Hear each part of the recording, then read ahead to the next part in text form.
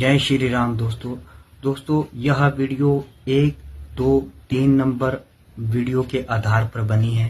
तो दोस्तों हिसाब की किताब में 2 चिन्ह ज्यादा प्रयोग होते हैं, एक है प्लस और एक है माइनस। वैसे ही सृष्टि में 2 प्रकार की सोचें प्रचलित होती हैं, एक पॉजिटिव और एक नेगेटिव।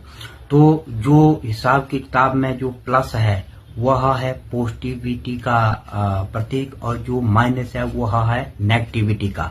तो जो पॉजिटिविटी है वह उस पॉजिटिविटी का जो रूप है सबसे बड़ा वह रूप है राम, और जो नेगेटिविटी का रूप है वह है भोलेनाथ, क्योंकि भोलेनाथ के पास जहर है, भोलेनाथ ने जहर पी रखा है, तो वह जहर है वह नेगेटिविटी ही है।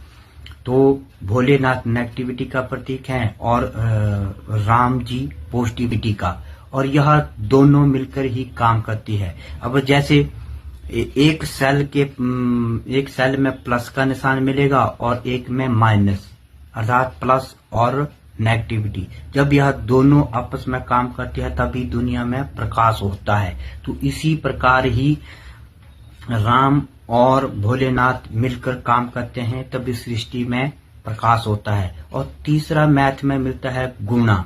तो जो गुणा है वह बड़े बड़े सवालों का हल करती हैं, तो वो गुणा का काम है। तो गुणा से आया गुणकारी, गुणा से आया गुण, तो गुणकारी कौन है धर्म में? तो गुणकारी है कृष्ण जी।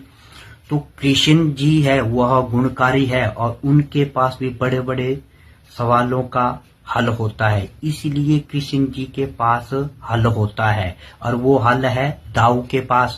तो दाऊ शेष नाग का अवतार है, तो वो भी कृष्ण के पास ही होता है।